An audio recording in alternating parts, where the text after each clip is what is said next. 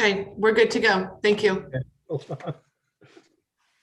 No cats on the table.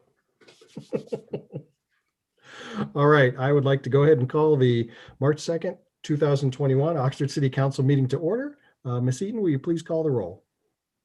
Mr. Bracken. Here. Mr. Ellerby. Here. Mr. Prithridge. Here. Mr. Snavely. Here.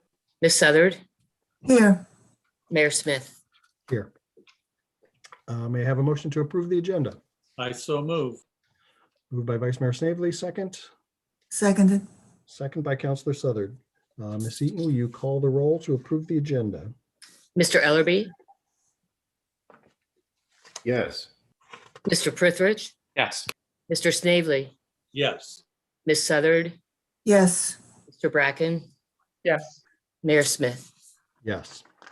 All right, we'll move straight into public participation. And I have a proclamation to start the evening.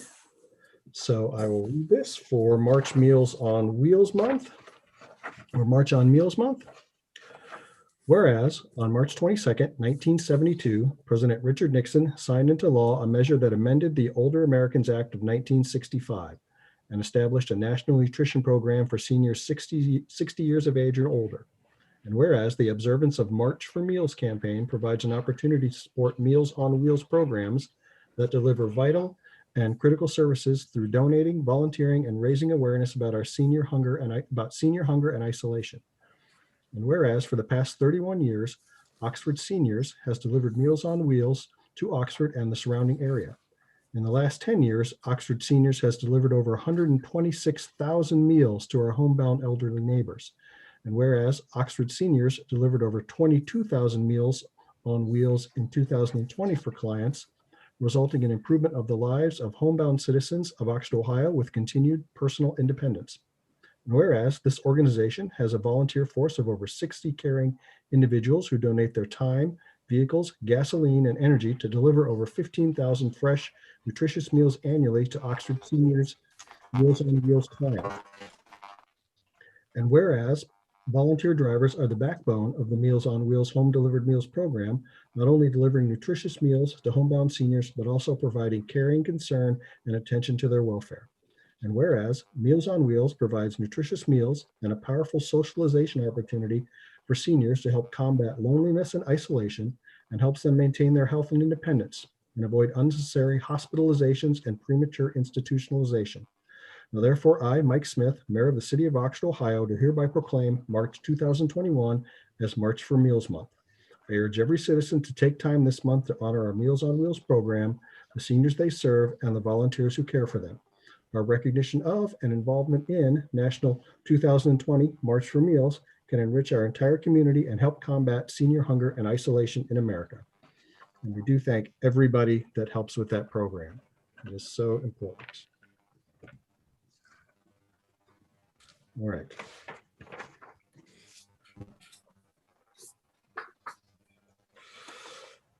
Okay. Second on the list is appointment of to the Butler County Board of Health. We had a request by the Butler County Board of Health. May I have a motion to appoint Dr. Molly Emmert to the Butler County Board of Health for a 3-year term ending March 1st, 2024. So moved. so move. Second. Moved by Mr. Prithridge, Councilor Prithridge, second by Councilor Southard. Ms. Eaton, will you call the roll, please? Mr. Prithridge. Yes. Mr. Snavely. Yes. Ms. Southard. Yes, Mr. Bracken. Yes. Mr. Ellerby. Yes. Mayor Smith. Yes. All right, takes care of that. We'll move on to public comments. Anyone wishing to address council about items that are not on the agenda or on the consent agenda, please state your name and address for the record.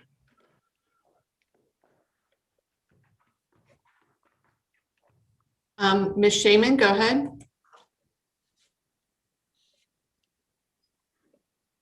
Good evening, Amy Shaman, 11 Heather Ridge Court. I wanted to speak on a couple of the things that are on the consent agenda. One, I'm glad to see that there is continued development and consideration of making Mary Day Park something that is positive for the community in many ways, both in terms of the environmental things that Mr. Olson presented, as well as some of the other well-being efforts that I know are going on that weren't addressed in that consent agenda item, but that are accompanying it. And the other item is I noticed that there are both zoning items and permit items that are related to new developments for our community. And a question that I have for council is, it's something I would like to encourage council to consider, and I believe has been considered in the past, is just how many of the housing units that are planned are committed by the developer to be built at an affordable housing rate, not $200,000, not $300,000, but somewhere where someone who is truly middle income or lower middle income can actually have a home in our community. We all benefit from financial, socioeconomic, and many, many other kinds of diversity. So I would strongly encourage council to consider that, and also wanted to speak on behalf of our family in support of the item that is coming for Amtrak, so I don't raise my hand again. Thank you. All right. Thank you, Ms. Shaman. I don't see any others at this time. All right. We will move forward to the consent agenda. May I have a motion to approve the consent agenda? I move we approve the consent agenda. Moved by Vice Mayor Snavely, second. Second by Councilor Southard. Any items to be removed from the consent agenda tonight? All right. Seeing none, Ms. Eaton, will you please call the roll? Mr. Snavely, Yes. Ms. Southard, yes, Mr. Bracken, Yes. Mr. Ellerby, Yes. Mr. Prithridge, Yes. Mayor Smith. Yes. All right. We'll move on to resolutions. Ms. Eaton, you may read the first resolution whenever you're ready.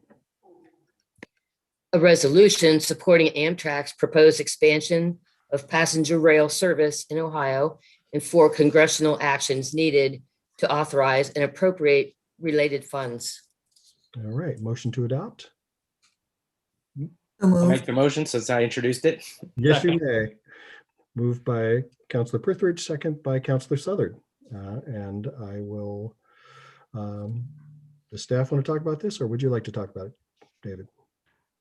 Well, I'll pitch in. I think that I know that this was something that Jessica was working on, as was I, and with a little help from All Aboard Ohio, which has been working with communities. It's basically, bottom line, it's a pivotal time for Amtrak and for Oxford's place on Amtrak. We've been working for a number of years to establish a place on the line, and that's a slow process. And we're just right to the place where we're connecting. In the past, that service has been pretty poor. It's been a long distance train that goes from Chicago to New York, comes through 3 times a day in the middle of the night. But our location on this line was never about that train. It was always about that Cincinnati to Chicago is one of the primary rail corridors in the Midwest, and rail is a key part of the transportation future. It happens to be that our ability to get a place on that line is lining up with the question of whether Congress is going to make passenger rail a functional alternative to driving and flying. And, you know, the long distance train has never been practical, but to get from Cincinnati to Chicago, rail is a really competitive option that has economic benefits, sustainability benefits. And for a town that is never going to be on an interstate limited access highway, this is our best chance to get connected to one of the major transportation links and corridors of the future in the Midwest.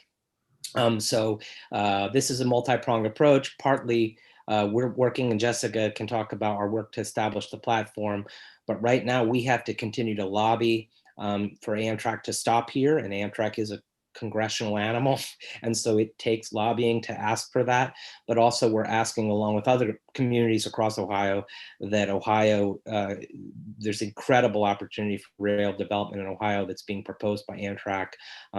Oxford could see 4 trains a day coming back and forth between Cincinnati and Chicago. And that could be a game changer for us. So anyway, we are in this game, Cincinnati, Hamilton, communities across the Midwest. And so we're going to have to lobby hard. But again, it's one of those make break moments in the history of a town. And I hope we make it. And I hope Congress helps us do that. So I think the arguments in the resolution are, pretty compelling ones about why this is good for the economy of Southwestern Ohio and for Oxford. So yeah, that's why I put it together. And I knew there was support from Jason and Bill. And Jessica, did you want to add anything to it? Because I know you've been working on Amtrak too before we go to the public. I don't have much more to add, but thank you for pulling this together for the resolution. Just a few more things to add. We have been in communication with Mr. Derek James of Amtrak and he's asked us for this support. So thank you for doing this. The Community Improvement Corporation is also lending a letter of support that will be going to legislators and Amtrak. And then I know that Mr. Dreisbach is actively working with a vendor for the platform design. And then just to keep things moving, Seth is coordinating a meeting with Talawanda School District, Miami, BCTRA, and then the township, so we can all really be on the same page for what is our vision for that area. So those are all the things that are in motion right now, but it's, as Mr. Prithridge said, it's pretty exciting to think about. So thank you. All right. Let me ask if there's anyone from the public who would like to address this resolution before council. I do not see any. Thank you. All right. Any council questions or discussion? Yes, Mr. Snavely, and then Councilor Southern. Yeah, I'm just very much in favor of this, and I think David captured it really well. This is, it's something a long time coming. I think people were talking about we should do this in the 70s when I first got to Oxford. And so I think now is our moment, and we need to make it happen. So I'm very much in favor of it. Councilor Southern. Well, I'm also very much in favor of it. And long ago, the city already agreed to commit funds to this, and the equal funds were to be matched by the university. And I hope that is part of the mix.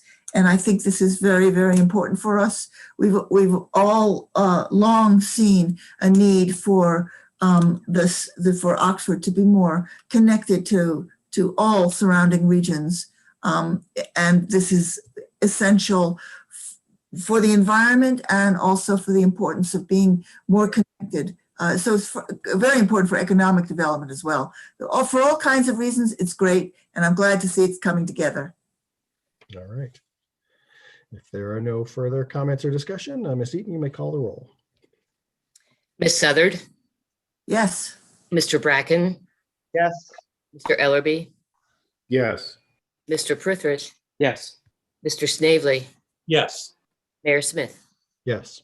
All right. That resolution is adopted. And thanks again to Councilor Prithridge for summing it up. All right. We will move on to our second resolution. Ms. Eaton, you may read it whenever you're ready.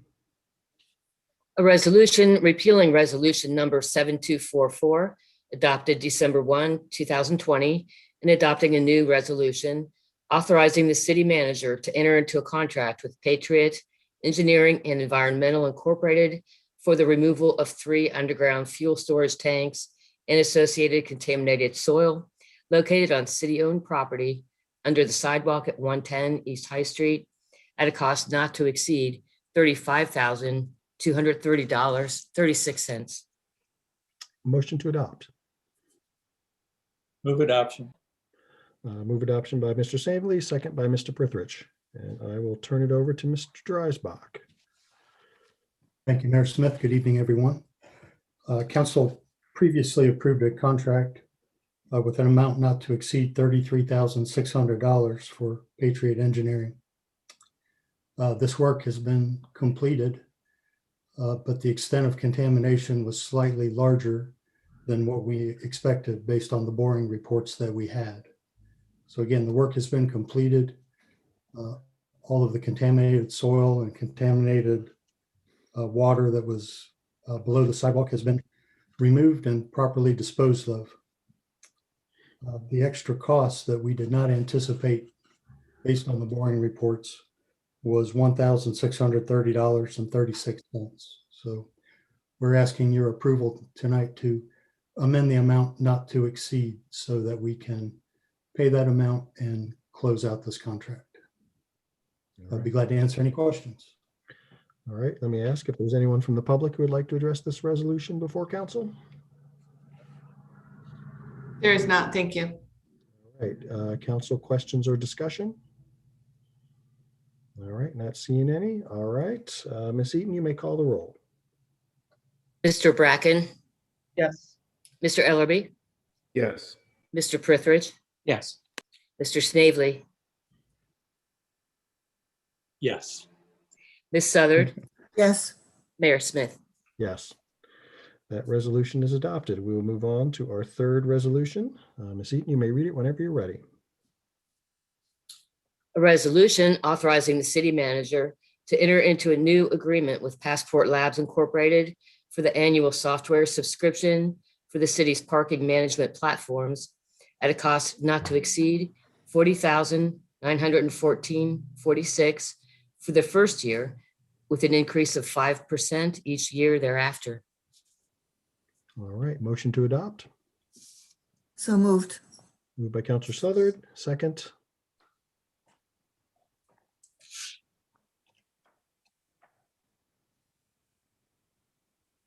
Do I have a second? Sorry. Second by Mr. I Pickard. was, yeah. Okay, sorry. And I will turn it over to Chief Jones. Thank you. This is a resolution that will allow us to enter into a new 3-year agreement as our old agreement has expired. This is our software and our back-end enforcement platform that we use for parking. So this will allow us to continue to use that. And we've made some upgrades with Passport as they are a company that took over our old company. So we just need to do this to continue to operate our parking unit. All And right. it's also, I'll just add that it's a budgeted cost in our annual operating budget.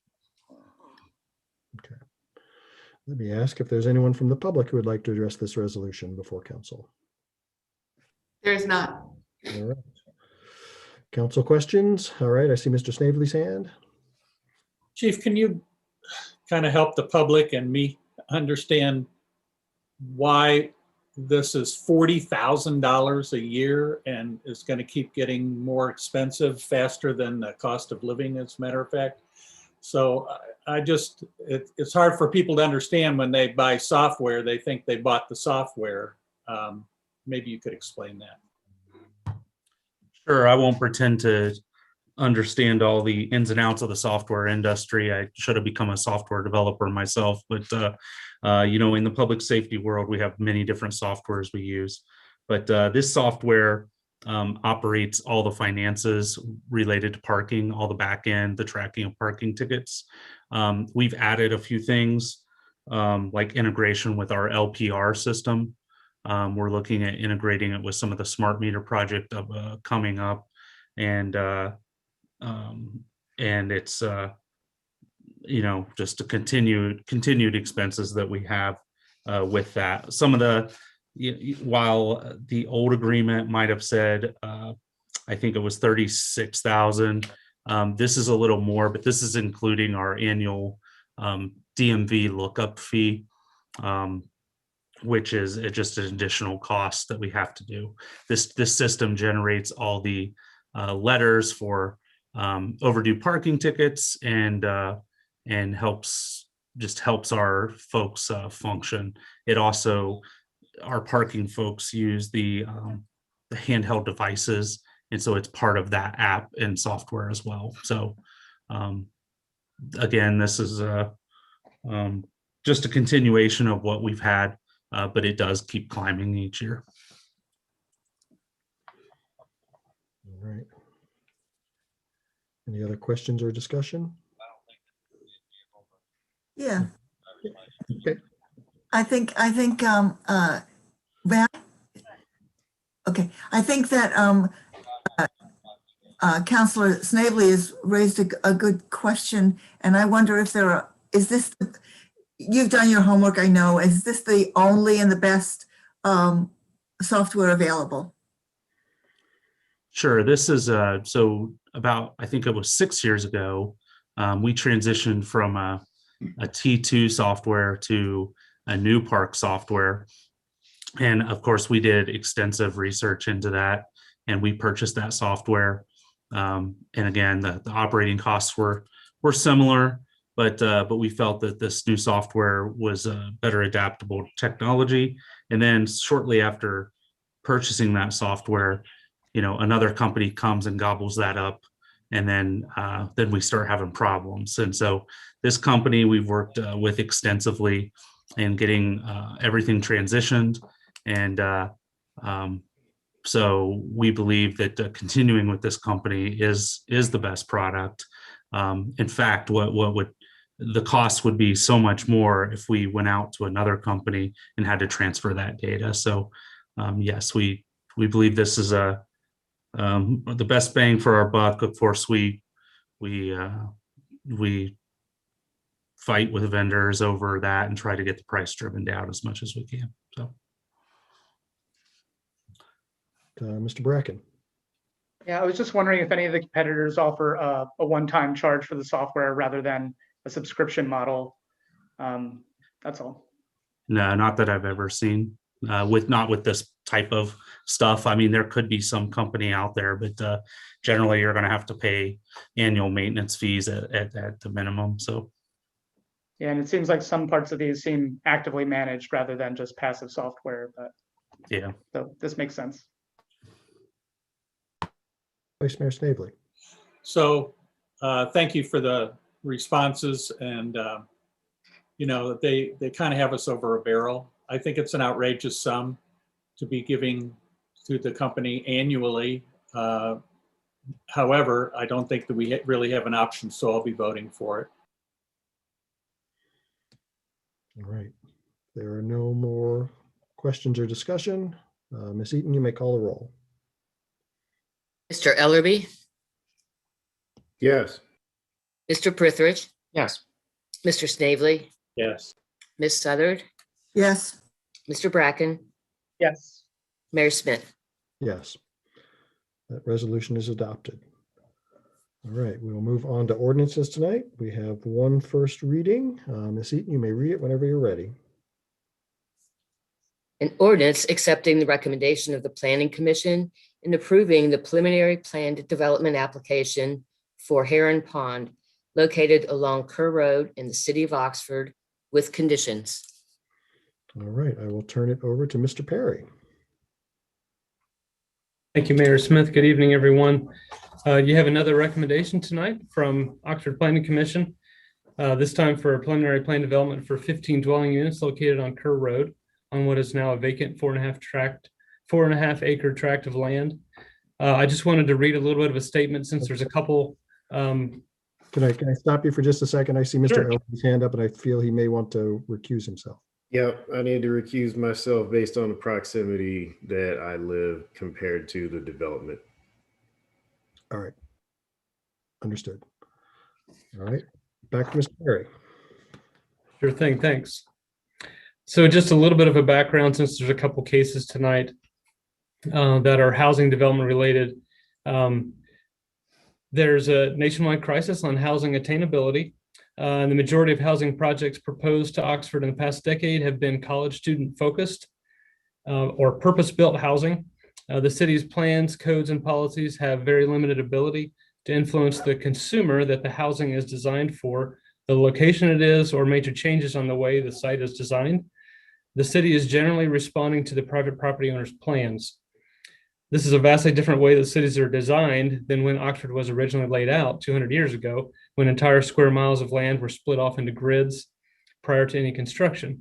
So with that background in mind, the recommendations that come from the Planning Commission and staff are the result of working through imperfect codes and policies, And this collaboration is in public hearings and in developer meetings to gain the best possible mutual outcome that also upholds the general health, safety, and welfare of the community, but does not unreasonably delay or restrict the rights of the owners. So with that said, I've got some slides for the Heron Pond preliminary plan development, and Etta Reed is here from Barricader as well.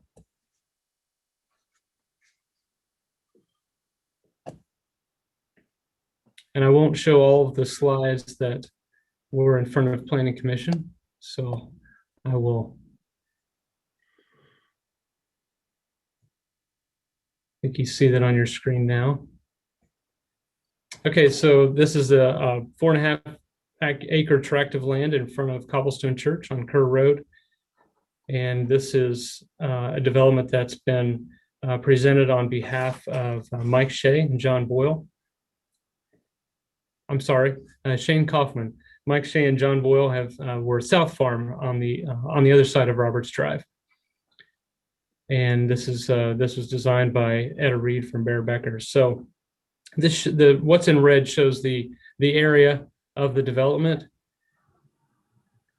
And you can kind of see in relation to the pond and the existing Morgan Circle and the area which will be replatted soon for South Farm. And so the next slide shows those two developments in context just for some background information. And then this slide shows the layout of the 15 units. So this is a preliminary plan development, which there will be a final plan development that will come through Planning Commission and City Council as well. This process is to really set the layout in a way that doesn't have the full construction detail, but it defines the general layout, the number of units, and roughly the building size and shape. And there will be landscaping with the development. There was discussion at Planning Commission on how this project would incorporate sections of the Oates Trail. And there was discussion on the proximity of the right-of-way width, how the trail would be designed as it abuts the project, discussion of pedestrian connectivity. There was also discussion of how this project would work with the existing homeowner association that is there.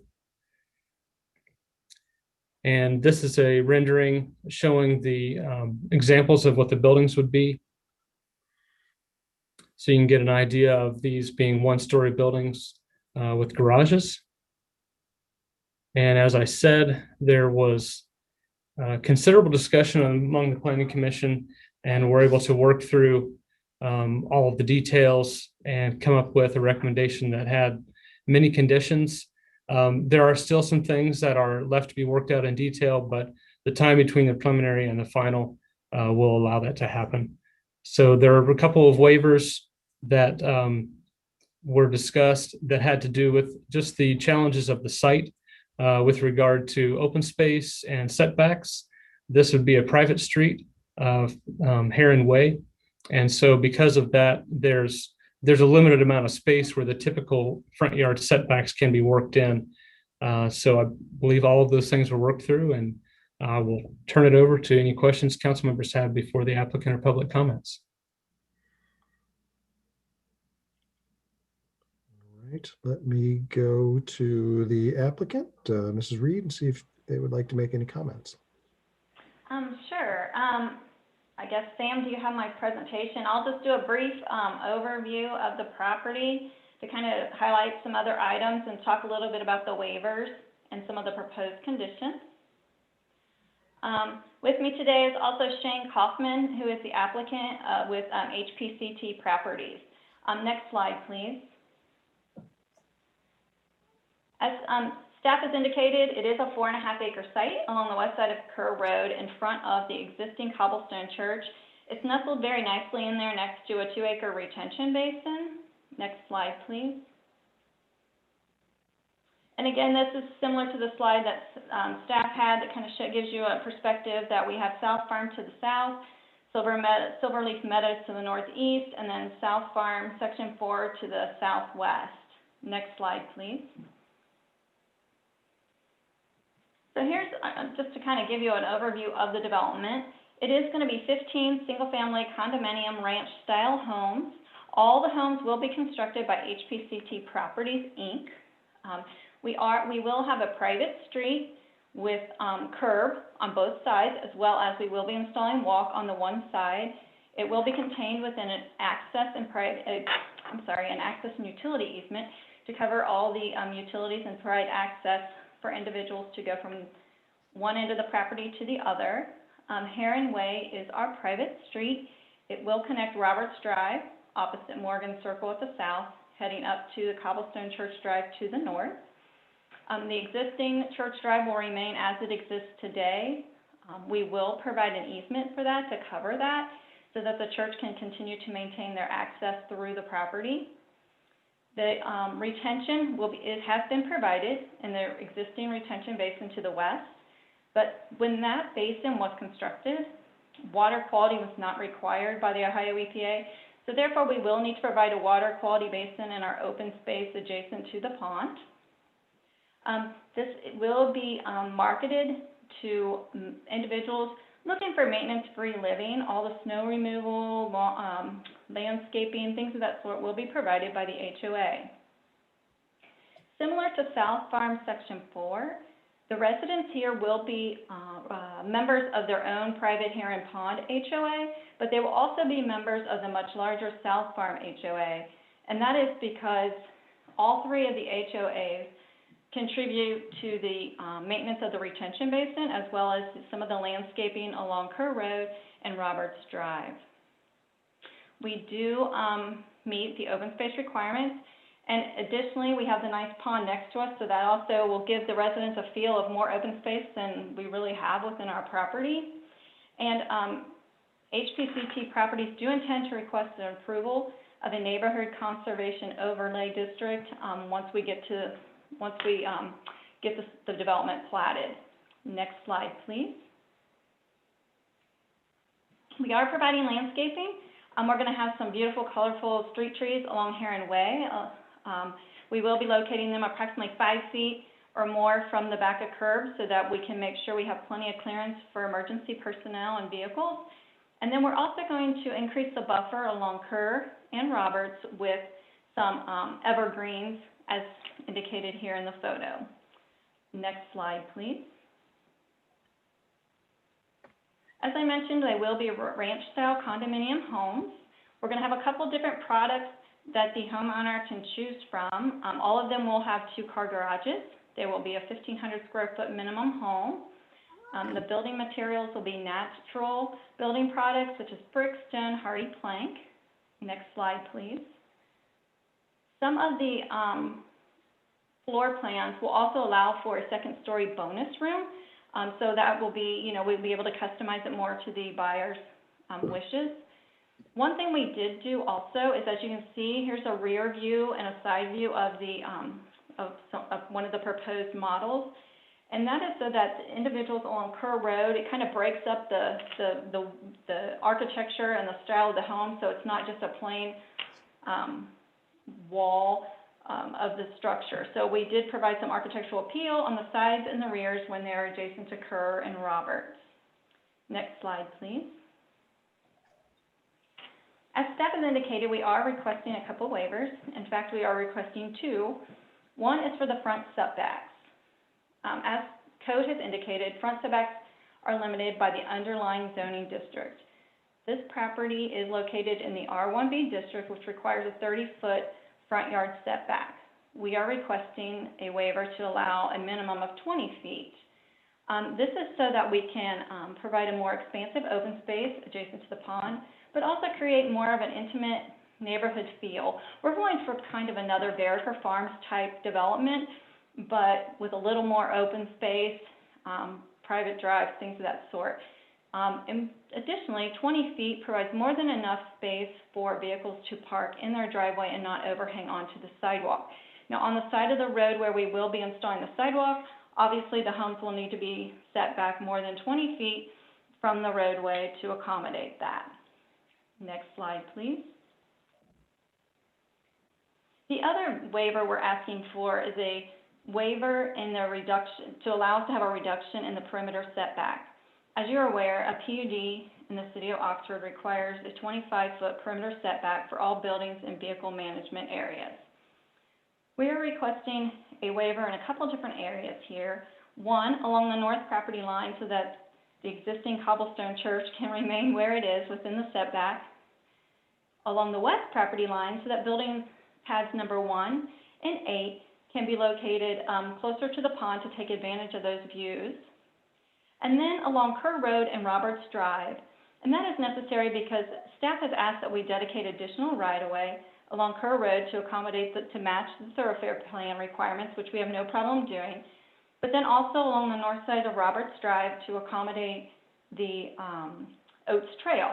So we have no problem dedicating that right-of-way. We just ask that we not be held to the 25-foot buffer requirement in those areas. Next slide, please. So as staff has indicated, there are a number of conditions. We are in agreement with all, but I would like to talk about one in particular, and we did talk about this at length at Planning Commission. I just want to have another discussion about this. I'm not going to give up on this one, but if sidewalk is required along or near the private street, as well as Kerr Road, forming a loop for the pedestrians. So as you can see here, here's kind of an overview of the Oxford area trail. Our site is shown in green there in the middle. We have the Oates Trail to the south, and then the Oates Trail on the east side of Kerr Road. Next slide, please. This slide here shows you the pedestrian connectivity that's been committed or constructed to date. So as I mentioned, we will be constructing walk along one side of Heron Way, which is the cyan line along the east side of Heron Way, from Cobblestone Drive down to Roberts Drive. We will be constructing approximately 440 feet of the Oates Trail along the north side of Roberts Drive, which will connect to the west into the Oates Trail that South Farm Section 4 is constructing. And then there's an existing sidewalk on the south side of Roberts Drive. And then, more importantly, the Oates Trail is proposed to be constructed on the east side of Kerr Road. So that will provide a great connectivity for residents to walk along the north side of Roberts Drive, cross safely at an intersection to the east side of Kerr Road, and head north on the Oates Trail on into town. Next slide, please. The item that we would like to have eliminated is the additional walk along the west side of Kerr Road. As you can see, we have the Oates Trail that will be constructed on the east side of Kerr Road. We have the sidewalk in Heron Way, along Heron Way, that will also take a pedestrian north. But then we're being asked to place a third sidewalk along the west side of Kerr Road. Next slide, please. So we would ask that this Condition 3 be written to strike out the sidewalk to be constructed along the west side of Kerr Road. As we have indicated in Planning Commission, currently there's no sidewalk anywhere along Kerr Road within the city limits or the township. Kerr Road is not a safe place to walk due to the topography, the curvilinear alignment of Kerr Road. You know, there's no sidewalk now. There's no plans to put sidewalk in the near future. And so we see this as sidewalk that would be constructed that would go nowhere. Additionally, by installing sidewalk along Kerr Road, you are giving an individual a false sense that they could go up to the Cobblestone Church Drive and then cross to the east side to no sidewalk. It's just unsafe to have an individual crossing at a non-traditional intersection such as Roberts and Kerr. But also, safety-wise, as we discussed previously at Planning Commission, the fence along our frontage has already been hit by an errant vehicle. So clearly, safety and with the conflicts between pedestrians and vehicles is a very highly likelihood along this segment of Kerr Road. I know at the Planning Commission meeting, a concern was raised that residents of South Farm like to walk up along Kerr Road today to Cobblestone Church and walk around on Cobblestone's property. Well, by walking along this new walk that we are constructing in Heron Way, that would provide a much safer path for these residents to get there without having to walk out to Kerr Road. And then lastly, we are, as I mentioned, we are dedicating right-of-way and constructing 440 feet of the Oates Trail already, as well as our walk along Heron Way. So we are contributing significantly to the pedestrian connectivity within the region. The next slide, please.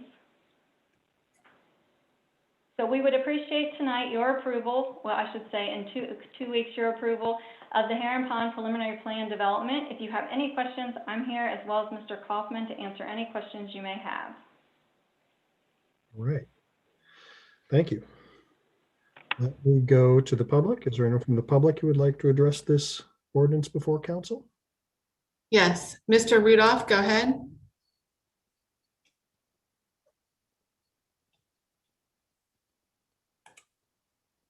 Can you all hear me now? Yes. Very good. Thank you, Jessica. Good evening, Mayor Smith and members of Oxford City Council. My name is Mike Rudolph. I reside at 200 Morgan Circle in the original South Farm subdivision and serve as the president of the South Farm Homeowners Association. I come before you tonight, as I did a few weeks ago to the Oxford Planning Commission, to speak in favor of this new opportunity with the Heron Pond project. Our subdivision is excited to see two major residential developments possibly underway at our location after almost no movement on such projects in close to 20 years. And with the South Farm Section 4 project that Oxford City Council approved over a year ago. As with that one, we are working with its new developer for Heron Pond on a number of issues to help make the whole experience at South Farm a wonderful one for the residents and the owners, as well as offer a very attractive residential opportunity for the Oxford community. We ask for your approval of this project as presented to you with one exception. Let me explain. Condition number 3 requires that the applicant provide sidewalks along the new private street as well as along the Kerr Road site frontage. We are highly in favor of the condition for sidewalks within the new development that would provide pedestrian connectivity to our current South Farm subdivision on Morgan Circle, as well as to the approved South Farm Section 4 subdivision. This would provide the requested pedestrian loop indicated in the proposed ordinance. What we oppose is the sidewalk along the site frontage on Kerr Road.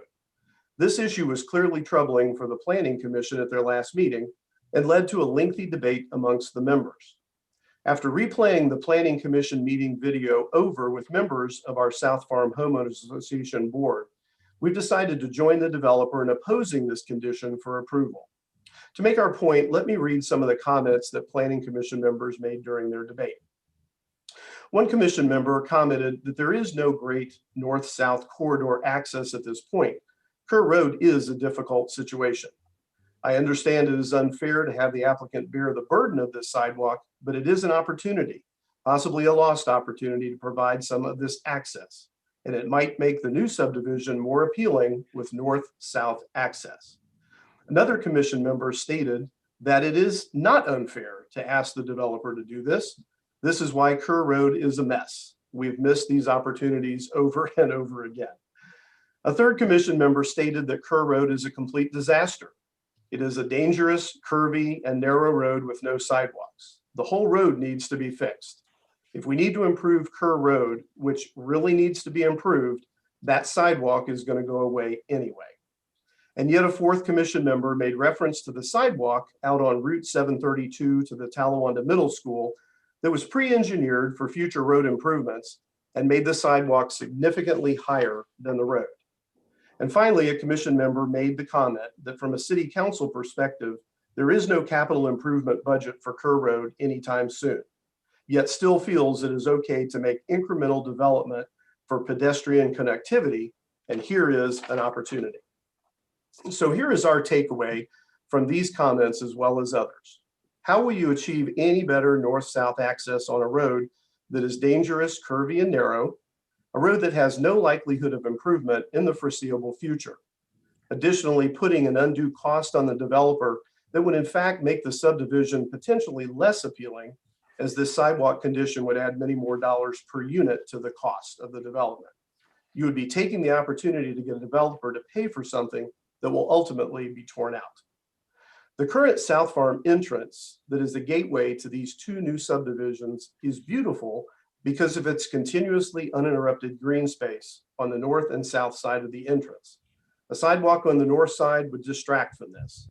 We feel that Planning Commission's requirement to the developer to put a 5-foot sidewalk within Heron Pond provides all the north-south pedestrian access necessary. With no future improvements to Kerr Road, we are the only pedestrians who care. And if the image of the sidewalk to the Talawanda Middle School on Route 732 is imposed on the South Farm entrance, the sidewalk would apparently be close to half the height of our existing fence line and look awful. In summary, and in our opinion, this sidewalk just makes no sense.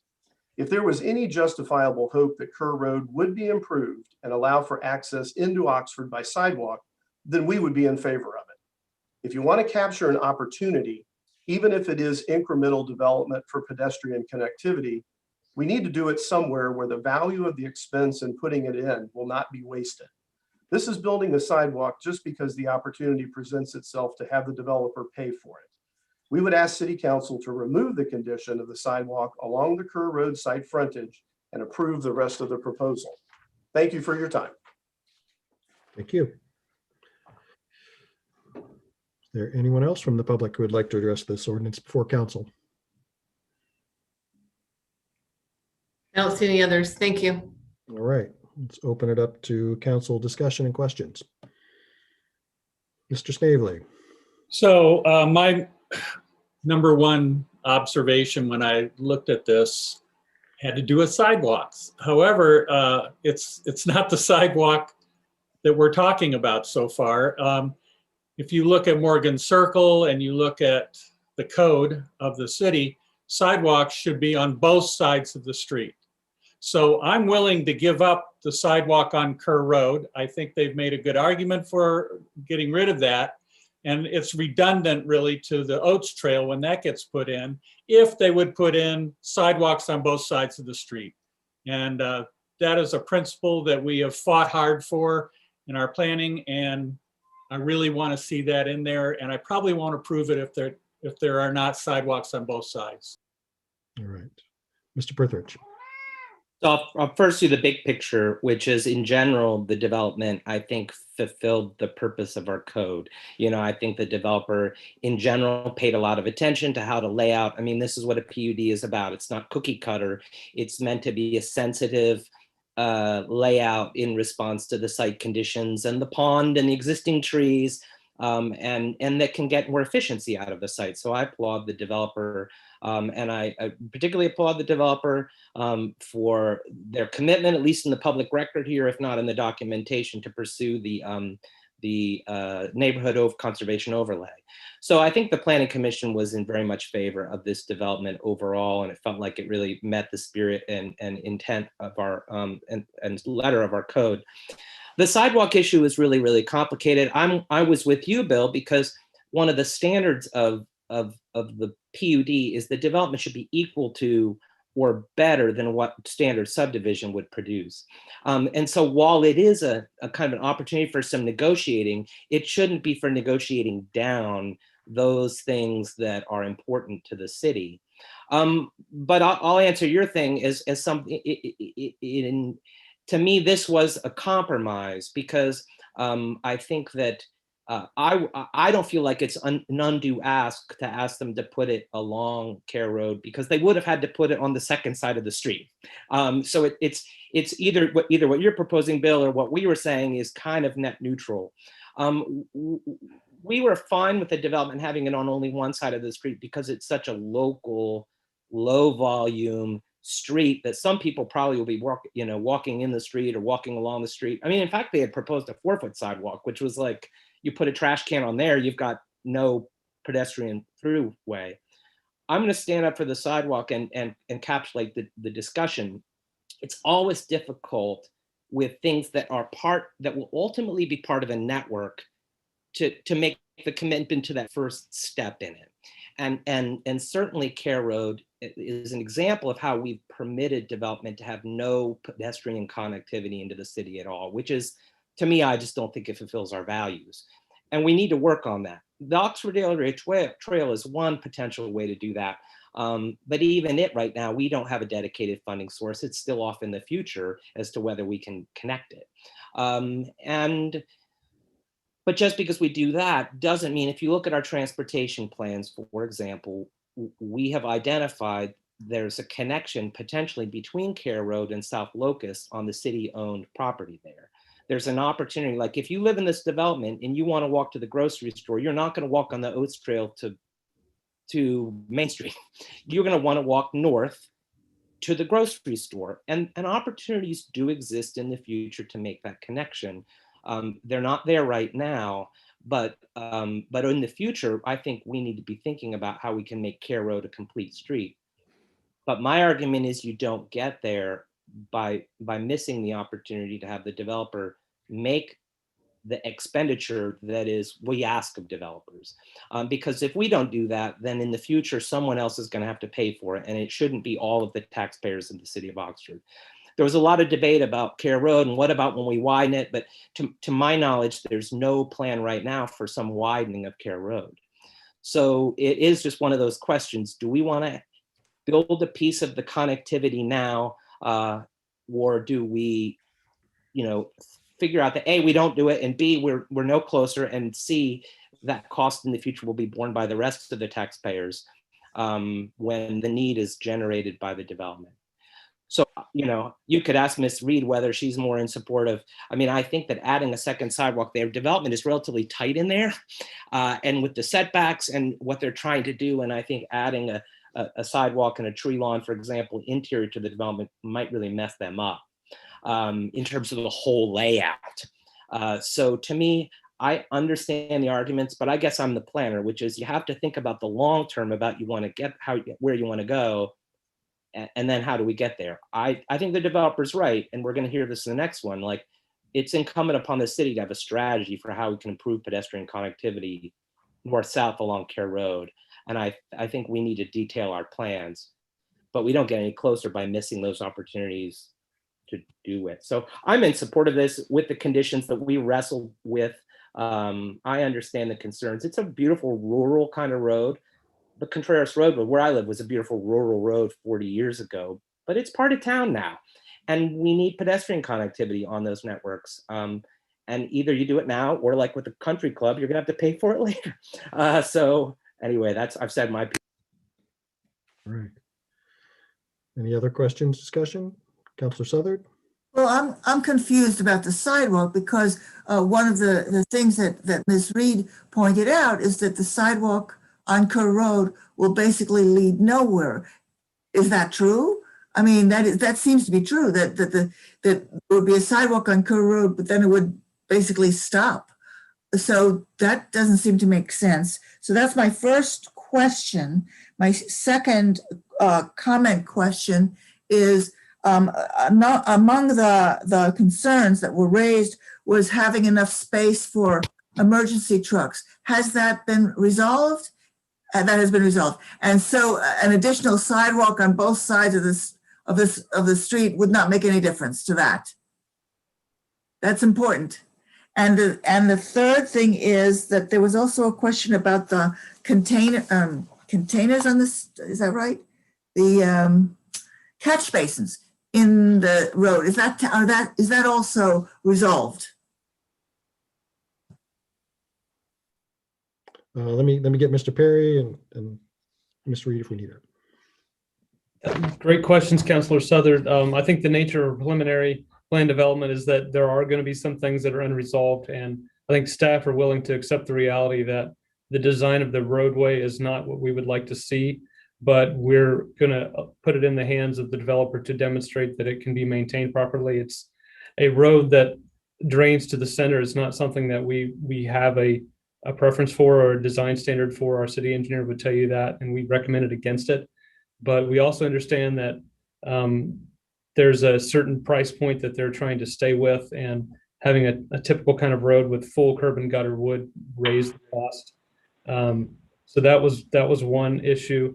And then kind of going back to the sidewalk is that one of the suggestions that we had put to the development team was to, at least in the interim until Oates is fully built out, is to loop a sidewalk around back into the entrance to Cobblestone Church. So it wouldn't be a sidewalk to nowhere.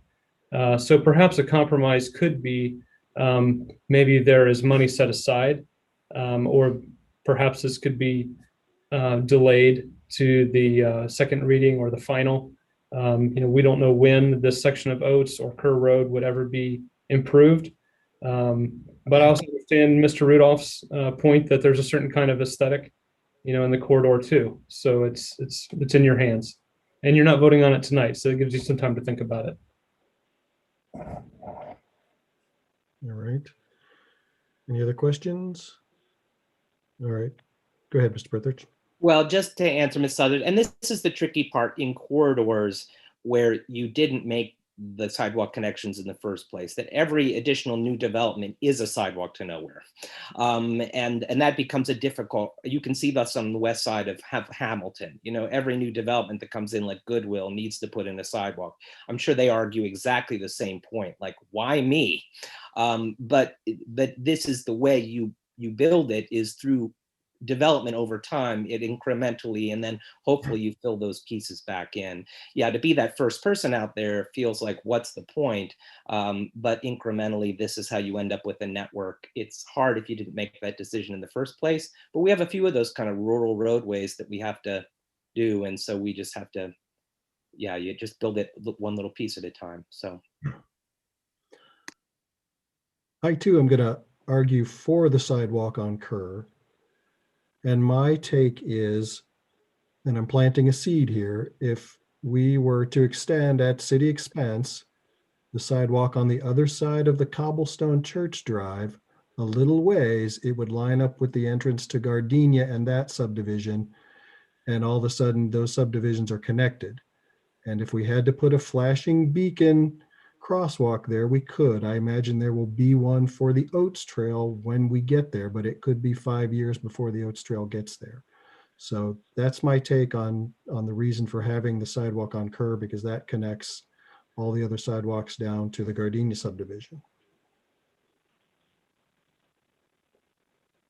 All right, I see. Let me get Mrs. Reed, and then we'll come back to Mr. Snavely. I just wanted to follow up on a couple of Mrs. Southard's comments. She had asked if we had taken care of the adequate space for the emergency vehicles, and we have.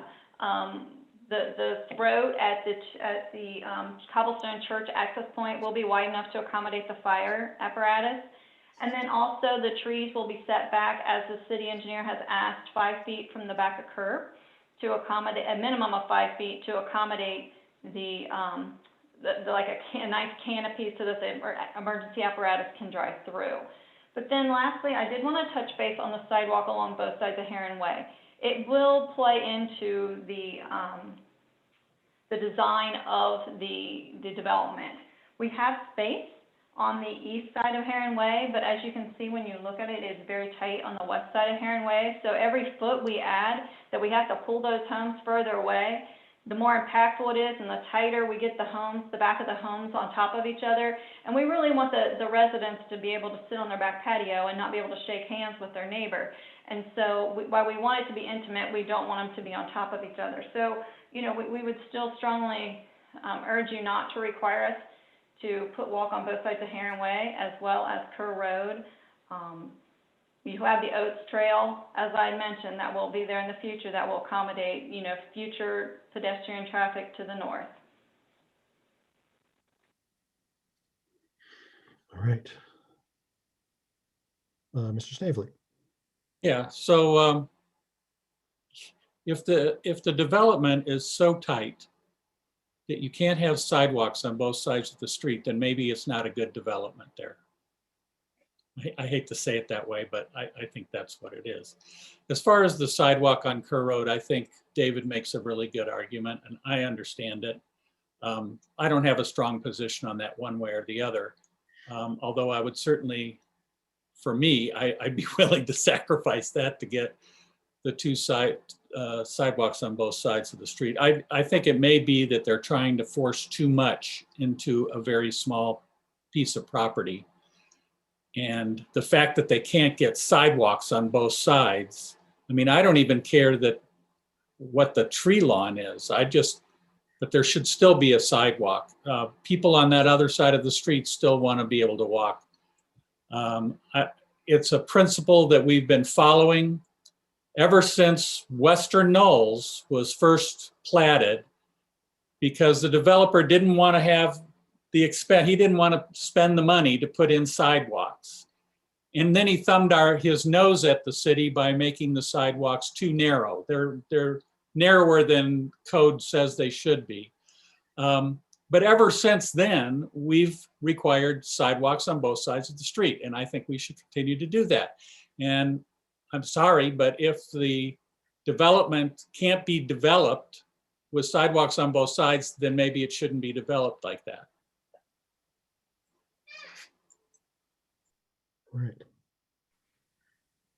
All right. If there are no further comments, questions, or discussion, we will see this again in 2 weeks. All right. Mr. Snavely?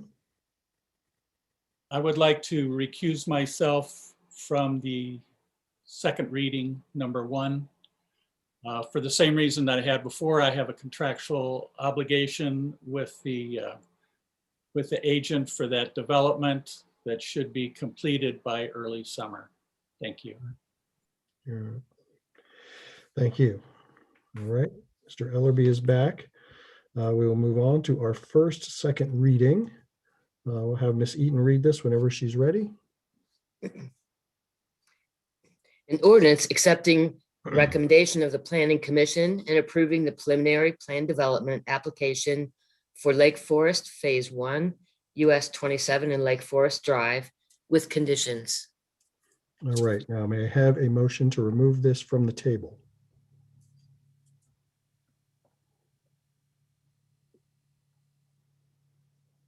So moved.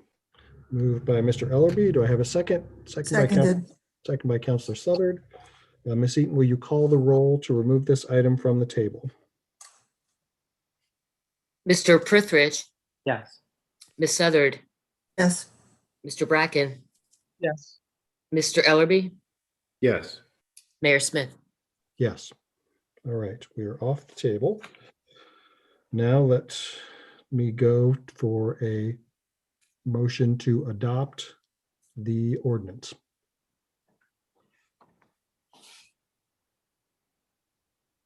So moved.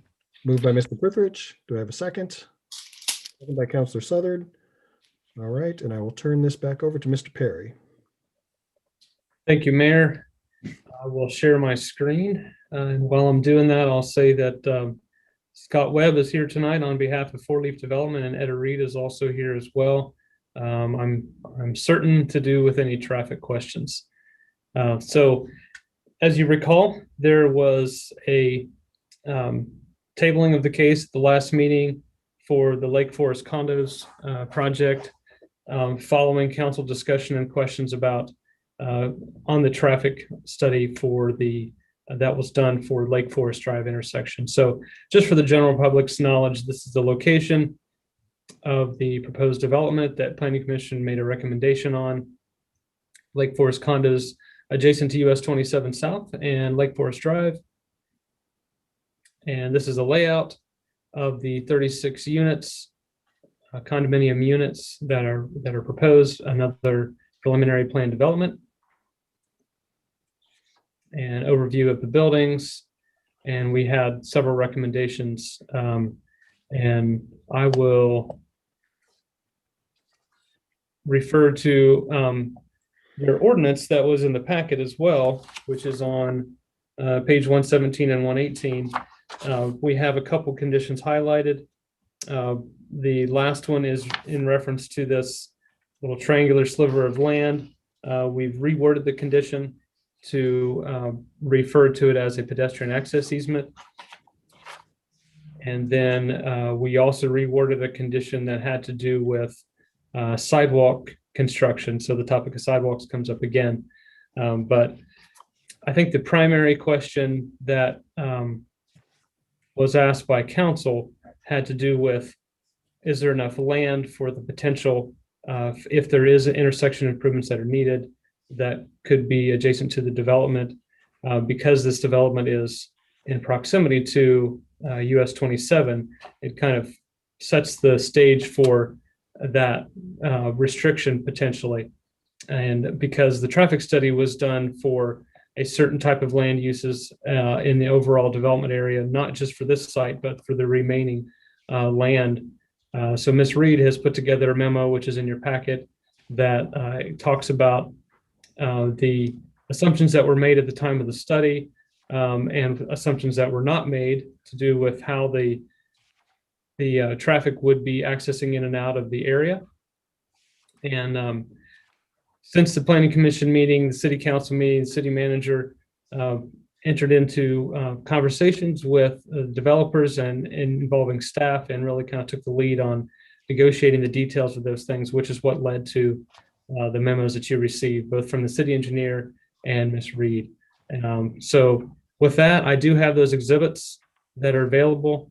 And I don't know, Doug, if you have any additional comments that you'd like to make before turning it over to Scott or Etta. Not this time. Thanks. Okay, sorry, I lost the meeting for a minute there with a little Zoom glitch. Mr. Webb, is there anything you'd like to say tonight from the petitioner? Sure. Thank you for your consideration this evening. Since our last city council meeting, I just wanted to compliment the city manager and staff for kind of organizing what turned out to be a very productive Zoom meeting where we sort of went through item by item concerns that city council had made regarding a couple key points to the traffic study in particular. The first one being whether we could comfortably locate our cul-de-sac where we had placed it, first and foremost, based on the potential for need for additional stacking space or additional lane space. Through the additional traffic studies and speaking with Mr. Dreisbach and the rest of staff, it was determined that was really not an issue, that there is ample room for that. So the location of our cul-de-sac from a staff perspective, and certainly from our perspective, is that it's fine in its current location, and we'd certainly like to leave it there. With regard to the easement on Magnolia Drive, from Magnolia Drive that Sam had mentioned, we'd spent some time with Ms. Reed and Bear Becker, kind of looking at the fact that there was just realistically never going to be the ability to put a road in there without having to tear up about half of Magnolia Drive because of the difference in grade. Connectivity, nonetheless, is important. It was never intended for Magnolia Drive to go anywhere, because we had that little sliver of land, seemingly unused. It was a nice idea, perhaps by council and staff, to go ahead and grab onto that just in case. In the end, we sort of all agreed that this would be a better pedestrian way, with the actual South Point Parkway being just, a very short block away, another intersection, short block away. And so given that it really is connecting, to a private development, it seemed that the more appropriate vehicle, rather than expanding the right of way, would simply be to provide an easement through there, which we're certainly happy to do. Obviously, sidewalks are a question. If Etta's exhibits are in your packet, I think that you can sort of see, a lot like your last case, sort of where we fall on this thing. As Ms. Reed pointed out in her memo, and as Planning Commission originally said a month or two ago, they didn't feel it was really a good idea to put that in there or safe to do so at this point. We have sort of acknowledged the fact that that is a goal of the city, that they want to have the sidewalks go in there. And the developers would simply rather put them in now. I mean, it'll never be cheaper, so to speak, to put them in as when we're putting miles of sidewalk in already. They would prefer to do that if that's council's pleasure, as opposed to setting up some sort of a escrow or something like that.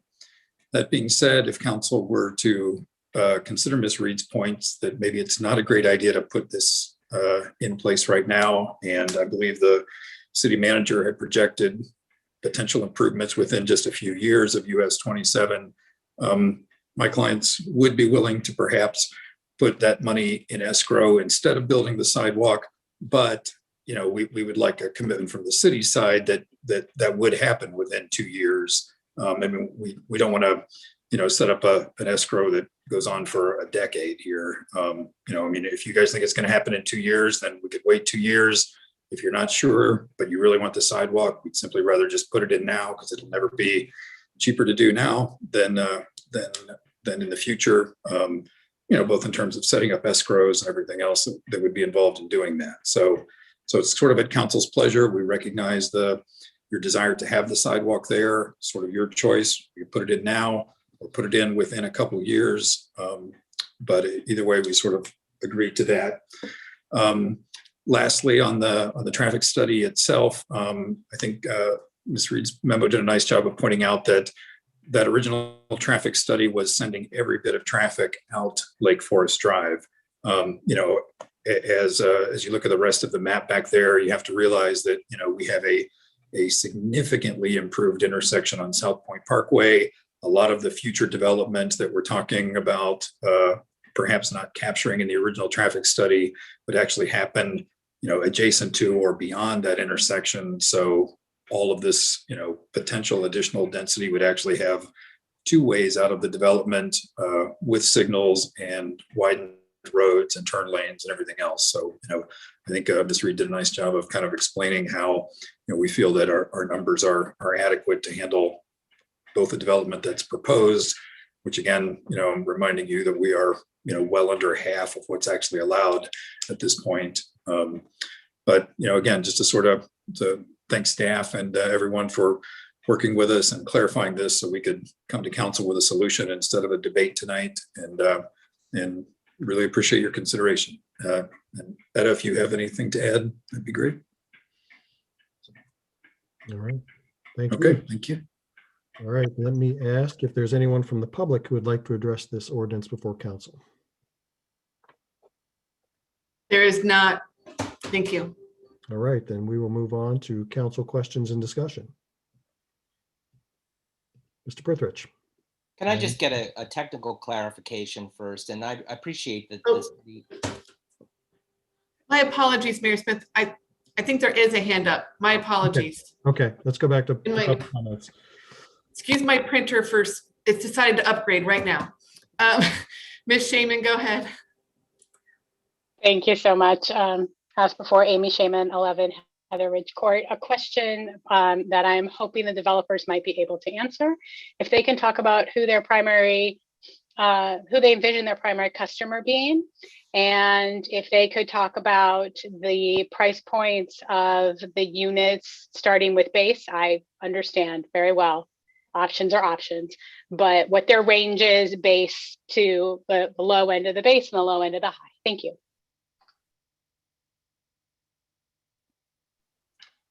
Sure. Would you like me to address that? Yeah, go ahead, Mr. Webb. Okay. Yeah, we presented at Planning Commission and also to City Council last time. We are also kind of looking at Barricader Farms as the model, relatively small units in the 1,200, 1,500, you know, up to maybe 1,800 square feet, similar to the project you just saw, primarily the first floor, with a possibility of a second floor. These are like the previous development you looked at, these are condominiums for sale. As such, their numbers of rentals will be limited. These are designed primarily for what we were kind of jokingly calling the before the Knowles crowd, people that would appreciate the ability to travel, either empty nesters or perhaps young faculty, where all the maintenance and the exterior and everything would be taken care of. So price point is as yet to be determined. You know, a lot of it sort of depends on all of these different amenities. You know, now that we're comfortable that we're not going to have to reduce our numbers of units in order, or move a cul-de-sac, or provide a signal at this point, or things like that. I mean, all of these things get divided and shared. You know, that cost ultimately, when these are units for sale, these costs just simply get spread among the units. So, you know, we're attempting to try to keep this as a first-time home buyer or an empty nester sort of market. and that's our intention. These are small lots, as we talked about specifically with planning and council. So that in effect will keep the price down and keep the size of the units down as well.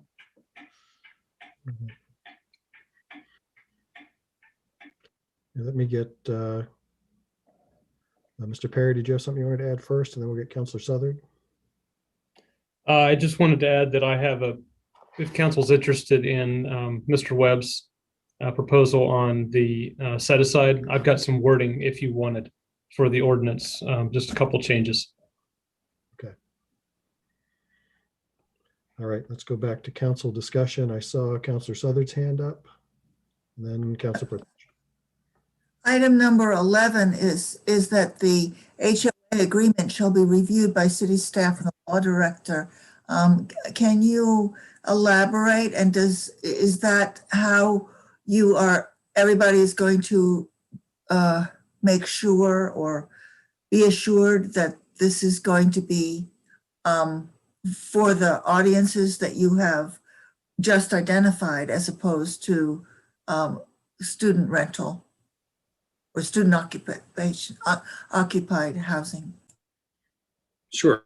That's a great question. We talked about this a little bit at the first reading. Because of homeowners agreements that everyone who purchases a home here will be required to be a member of, we have the ability to limit the numbers of rentals in the development as a whole. We spoke a little bit about last time that financial institutions, lenders don't like to see developments with a lot of rentals inside there. These are intended to be owner occupied.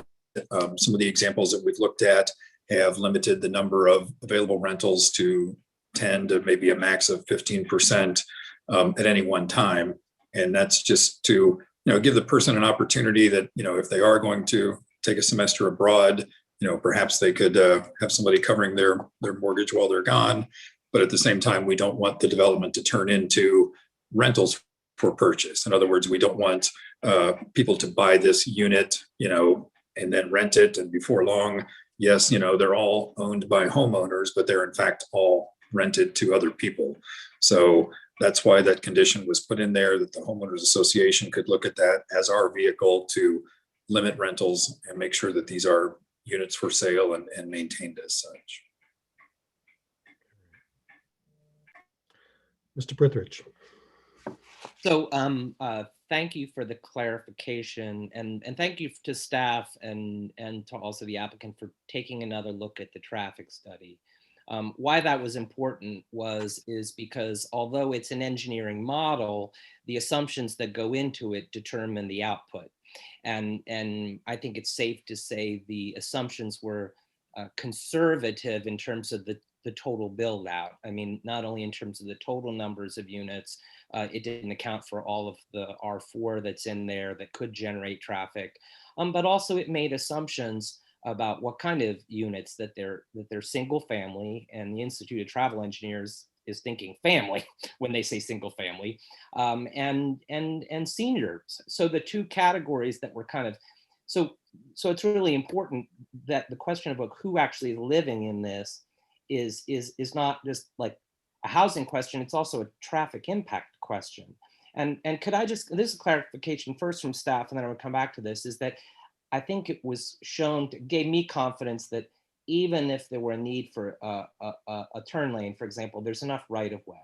But Mr. Perry, can you talk about the queuing? I mean, if this were built out, not just according to the conservative assumptions, but the more perhaps zoning based assumptions, are we confident that the queuing there is sufficient, that we wouldn't have a conflict with that cul-de-sac street? I believe one of Ms. Reed's memos touched on that. It may have not been the one in the council packet, but I know she could answer that, Mayor, if you'd like her to answer.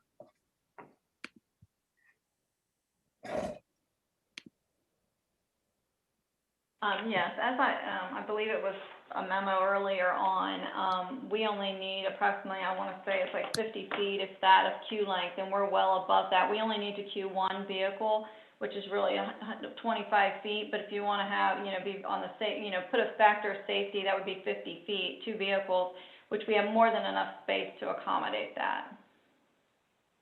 Okay, thank you. That was my first major thing, and that was the hang up for me, which is there enough room to put a turn lane? And if this were really built out according to what the zoning would permit, do you end up with I've that's answered to my satisfaction. But the question to me is that, and this builds on Ms. Southard's point, which is it's been represented in the materials that this would be like Barricader Farms, that this would be single family, that you're clear that you're talking about family in the sense of, not 4 unrelated people with 4 different cars parked in the driveway. You're saying you don't want to market this to students. But currently as R2 zoning or whatever it is, you could have a development full of 4 unrelated persons unless it's limited somehow. So you speak, Mr. Webb, that there will be an HOA, but what, so you're saying it's not going to be student housing, but what limits might you accept to that? I mean, to me, there's 2 mechanisms. One, it's in the HOA and we specify that as a condition. And also that the previous development preemptively agreed to a neighborhood conservation overlay. And that's a way right up front to say, A, this is not going to become student housing, which then means that the traffic study reflects who's actually going to be living there. Because if you look at retirees, their trip generation is really low. But 4 unrelated persons in a house going back to class, that's a different number, I bet. So it could be that. And we spoke about affordability. And if these aren't investment properties, but are actually just families, as you've described. So is the developer, I mean, it sounds like you're willing, or this is what you're describing, would you be willing to a condition that would commit that in the conditions? Well, let me address that a couple different ways, if I may. To start with, the plans that we've shown and the plans that we're marketing at this point are traditional home plans with a master bedroom and a master bath, a second bedroom for a guest, and perhaps a study or something like that. So these are not 4-bedroom, 4-bath. These are traditional homes with 2-car garages, living rooms, dining rooms. I mean, these are, from a design standpoint, they just simply don't lend themselves to 4 people living in there to begin with. It's not a bait and switch here in terms of the types of units that we're representing. In fact, very similar to the ones that you just saw in the last development as well. Just very simple, small ranch home plans. Hopefully we can maybe work this out through reminding everyone that we're going to be back through the final here. We just feel from our standpoint that we can achieve the goal of limiting the rentals and making sure that this doesn't turn into a rental using the homeowners agreement as our vehicle, as opposed to the overlay. We talked a little bit about at the last planning commission that the way the overlay is written, it's generated through homeowners themselves. We just felt like maybe it's not the right vehicle to achieve the goal. We are in agreement that we have no intention for these to be rental units. They're not designed as such. We're limiting the fact that they can be rented at all. We feel that the result is what we want it to be, and what you want it to be. This notion of 4 unrelated and getting into the definition of families and things like that. I mean, the idea is we want to make these affordable. We want to make them easy for people to purchase and to live in. So we need the lenders on board. We need to limit the rentals. We're in agreement on everything that you're saying here, except that, it just seems a little arbitrary to say no more than 2 unrelated persons in any one unit. I mean, these are units for sale, and we would, they're not rentals. I guess we would be willing to say if the units are rented, no more than 2 unrelated people could rent them, perhaps, but we really don't want to limit the market. I mean, if 3 faculty members, decide to get together and buy one of these and live in it, we don't want to prevent that. We want to make it affordable and flexible in that regard. So I'm going to turn it over to other folks, but to me,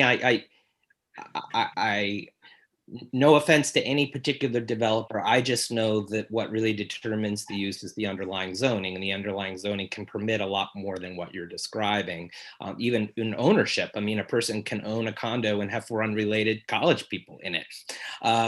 So I totally want to trust you, but I also, to me, to have trust in the traffic study, for example, that the way that you've represented this development aligns with what's actually going to happen, I think a condition is fair, whether that's in the HOA or so maybe we can come back to that, but I think it's an unreasonable thing to ask, and it sounds like that's what you're saying you intend to do, but I just know that the underlying zoning, if we just let it go to that, permits a lot more.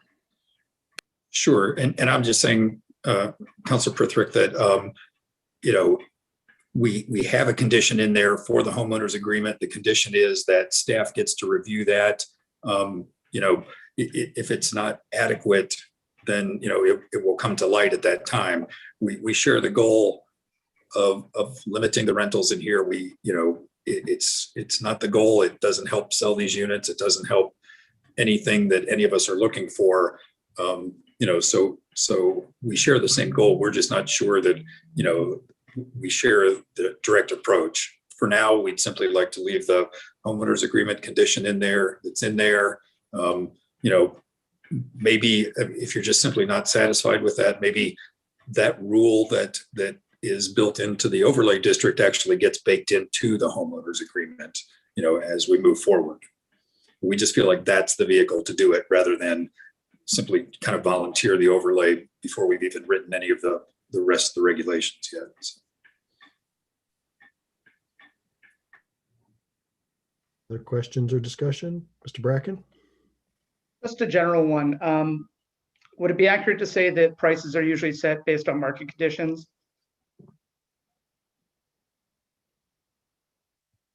Well, I mean, I think that's probably generally true of economics. You know, I mean, there's an obvious, you know, intent for a return on an investment. Because these are not rental properties, the developer gets to make his money one time, not as a rental for generations.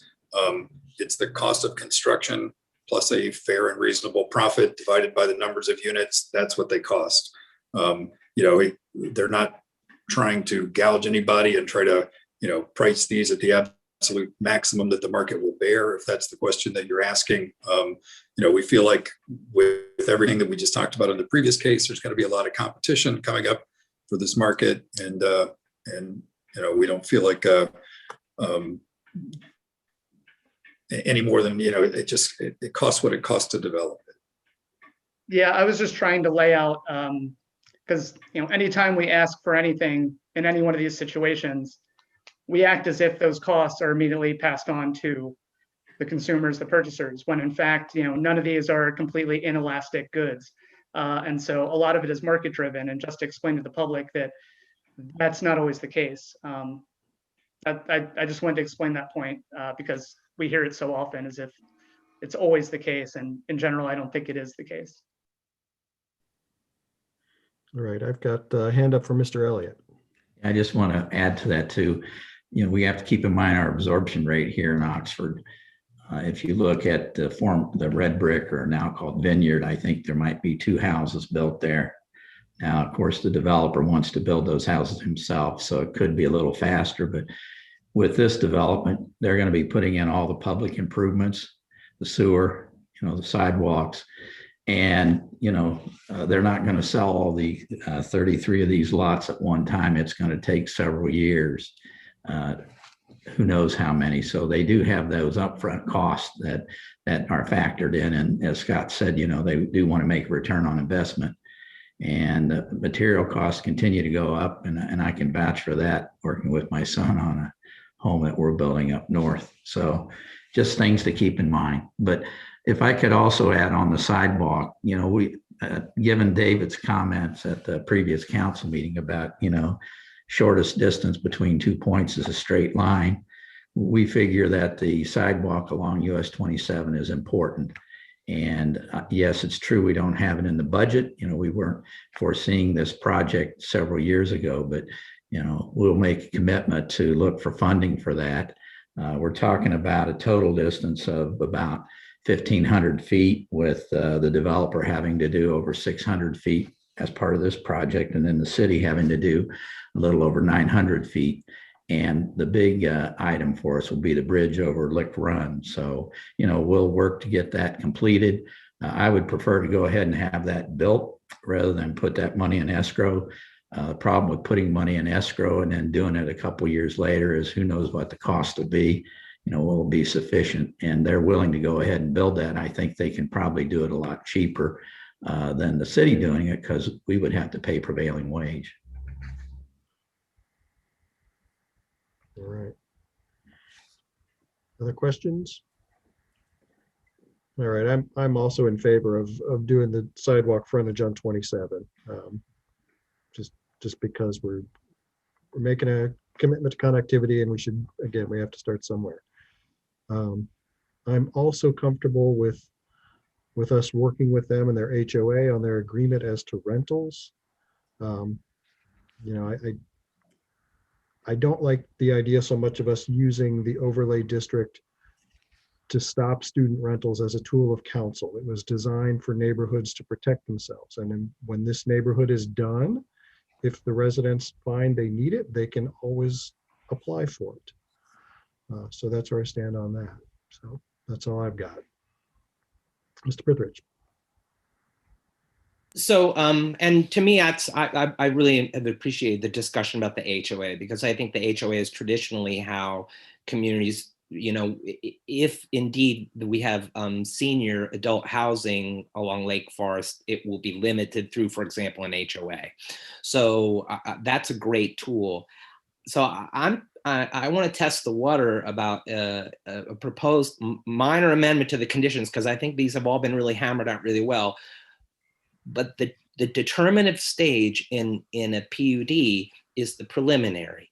We judge the final against the preliminary. And if there's a condition in the preliminary, then you can say, well, did the HOA match up to the condition? If there's no condition and it's just talk, then we don't really have any, if they choose not to do it, I don't believe we have any. All the condition says is there'll be a review of the HOA. So to me, I might propose that as an amendment to condition 2, and I'll just read it slowly, is that after the word accommodated, that I might move that would read, to ensure that residential development conforms to the uses and intensity described in the application and supporting traffic study documentation. As traditional occupancy single family, the developer agrees to pursue HOA restrictions or neighborhood conservation or similar measure, period. Basically, all I'm asking is they've represented to us that this will be something other than high occupancy student housing. They've said it's like Barricader Farms. They said it's, they've modeled their transportation studies on single family or all I'm saying is, for me to have confidence in those studies, I'd like for the development to limit itself to traditional single family as we understand that. And so that's just they sound like they're willing to do that, and they just don't want to, and I don't want to determine the means, but if we don't ask for it now, we might be able to ask for it later. And having this, I think, addresses A, do we get the housing diversity? If these aren't investment properties that are occupied for unrelated people, then we get the affordability.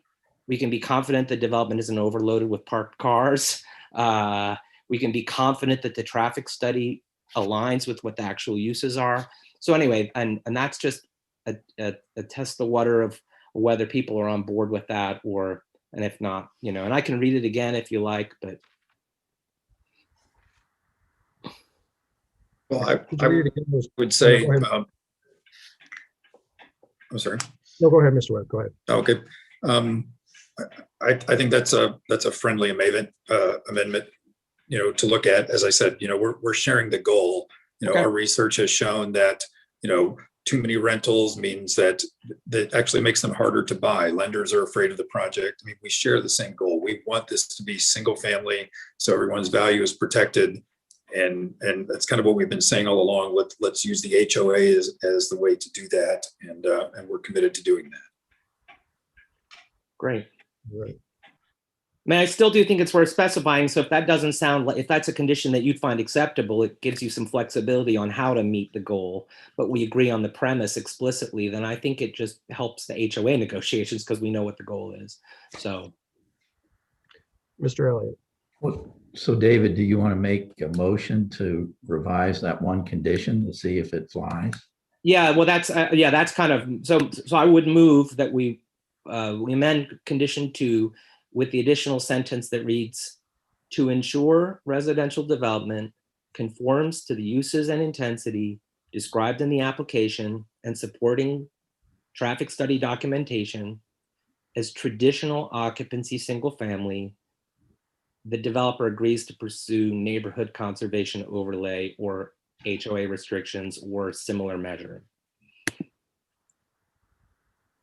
All right. Do I have a second? Second by Mr. Brackett. All right. Ms. Eaton, will you call a quick roll to vote on the amendment? Ms. Southard? Ms. Southard? Yeah, well, I'm just trying to understand. It was such confusing. Maybe could we have a? We haven't had a discussion yet, so if we want to have, I mean, it's, yeah. Okay, Could I hear that line again?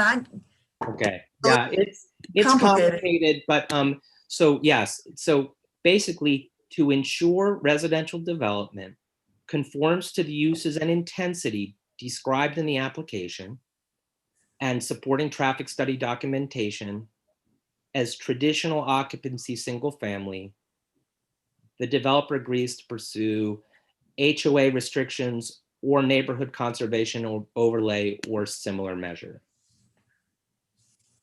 Basically, we're just saying that they've represented, I mean, it's an indirect way, it's not going to be high occupancy student housing. They've represented that to us, but that's just kind of to make it a little more explicit that we're talking what I'm calling traditional occupancy single family. Because our zoning code single family can mean for unrelated persons, so.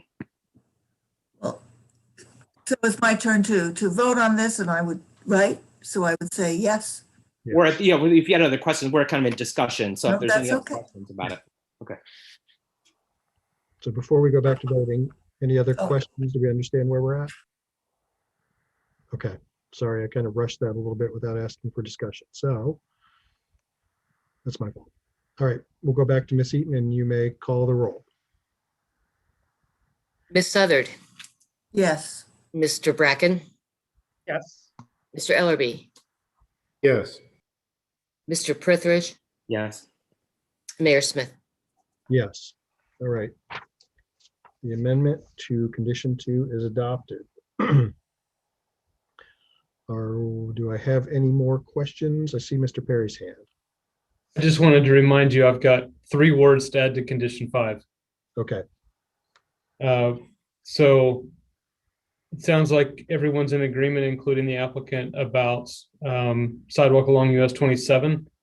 So I would just add, after the word sidewalk shall be constructed, I would add or financial security provided. I guess that's 4 words.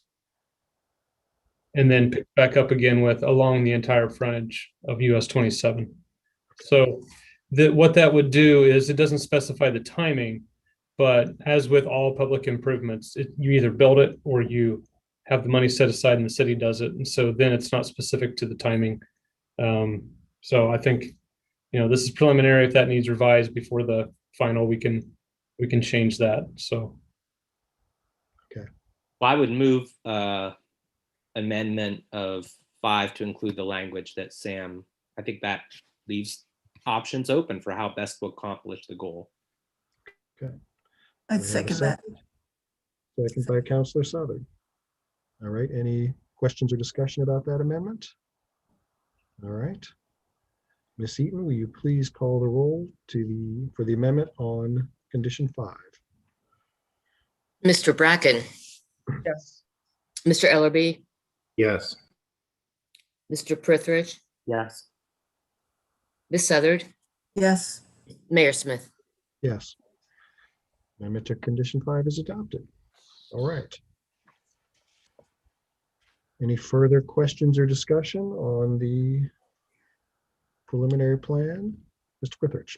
One last one. So the connection, I totally am in agreement on the connection between Magnolia and Lake Forest, that it doesn't need to be a roadway connection. I think everyone's in agreement of that. So we're now saying it will be a pedestrian easement, which is wonderful. The question is, though, who constructs the connection?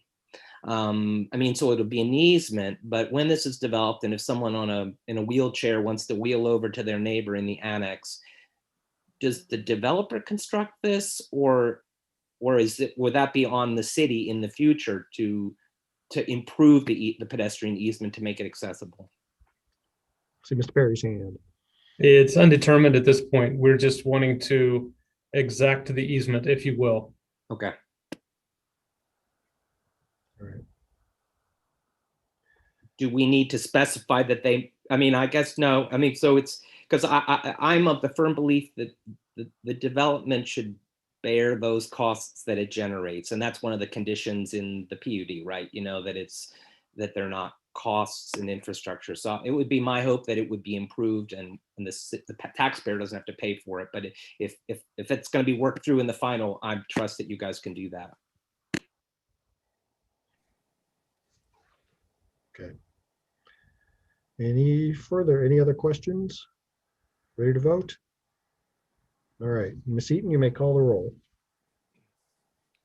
Mr. Ellerby, Yes. Mr. Prithridge, Yes. Ms. Southard, yes, Mr. Bracken, Yes. Mayor Smith. Yes. The ordinance is adopted, and I appreciate everybody's hard work on this, staff, applicant. Thank you for all working together. I think we got a great project. All right, we will move on to our second reading. Ms. Eaton, you may read it whenever you're ready. An ordinance amending ordinance 3600, supplemental budget ordinance number 2, to make supplemental appropriations for fiscal year 2021. All right, motion to adopt. Move adoption. Moved by Vice Mayor Snavely. Do I have a second? seconded, Second by Councilor Southard. All right, I will turn this over to Mr. Newland. Yes, we had 3 different items new to this reading, but I'll go over the first one. And the first one on the last reading was to make an adjustment to the budget for the purchase of road salt under unencumbered balance in the street fund of $75,000. And since the last reading, we've used a lot of salt, so. And the second issue is to make an adjustment for budget appropriations for the costs associated with the removal of the underground storage tank and from the old Follett's bookstore for the unencumbered balance. And that would be an increase on the expense side of $1,720.36. And the third issue came up with during the last budget season, we talked about putting in a part-time climate sustainability coordinator position.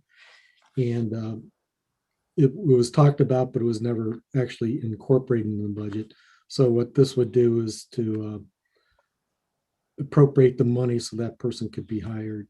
And it's going to be spread between general fund, water fund, and wastewater fund through the personnel department that gets allocated to all 3 of the funds. So on the general fund side, it'd be an additional appropriation of $8,758. Water fund is $8,500 and wastewater fund is $8,500 also. And a lot of the work that we're looking to do for energy improvements at the wastewater plant and water plant, that's a reason why they were also included in this, because that person would be working to get those things pushed through as they come about. And the final one is for the local coronavirus relief fund, is to make an adjustment to budget appropriations for additional costs associated with donations to local service agencies from the unencumbered balance. And that total would be 23,377.74. And the city manager and Jessica will be bringing suggestions, I believe, at the next meeting as to what those funds would actually be used for. And this is just to make those funds available for use. And the reason we had 23,377 is because we had some interest income that wasn't accounted for last year. And we had a large purchase order or two purchase orders will liquidate that were held over from last year that we are not going to use for their intended purposes. And we felt that council would be fine with making those funds available to the local services that will be presented to you at the last meeting. So I'll be glad to answer any questions. All right, let me ask, is there anyone from the public who would like to address this ordinance before council? There is not. Thank you. Okay. Council questions or discussion? All right, I think we've got it. So I will go to Ms. Eaton to call the roll. Mr. Snavely, Yes. Ms. Southard, Yes. Mr. Bracken, Yes. Mr. Ellerby, Yes. Mr. Prithridge, Yes. Mayor Smith. Yes, Thank you. that ordinance is adopted. Let's move on to announcements and communications. And let me start with City Manager Elliott. Thank you, Your Honor. Just a couple of quick items, quick update on COVID. As you know, cases, average cases per day continue to go down. But if you look at the 45056 zip code from the Butler County Board of Health for the number of cases in our zip code, we're now at about 8.4% of all the cases in Butler County. So we've continued to go down. We were as high as 13% of the cases in December of 2020. And so we're at 8.4% or 2,969 cases. And Butler County as a whole has about 34,827 as of their report date of February 20th. And of course, if you follow the Ohio COVID vaccination dashboard, you'll see that Butler County as of February 28th has vaccinated about little over 48,000 individuals, or 12.53% of the population. If you look at the older age groups for the 80 plus, they're now at a little over 58% of that age group has been vaccinated, at least received their first one. And then for the 75 to 79, it's almost 54%. So we are gaining there, but quite a few more folks need to get the vaccination. As you probably know, the governor issued basically saying that he's moving to phase 2 as of this Thursday. And so that'll mean those that are 60 and older will be eligible to get the vaccine.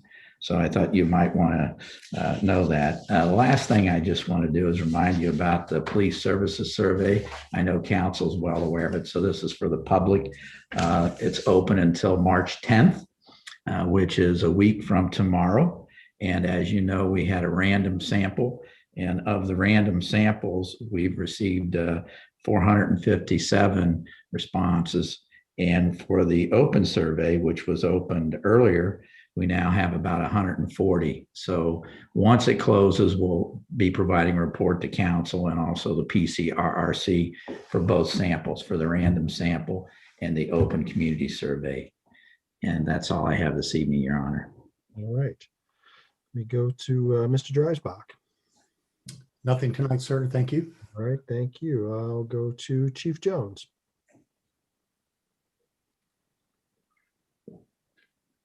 Thank you, Your Honor.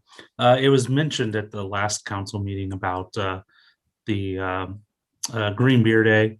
And so I just thought I'd give a quick update. I know it's a ways out and we'll have another council meeting before then, but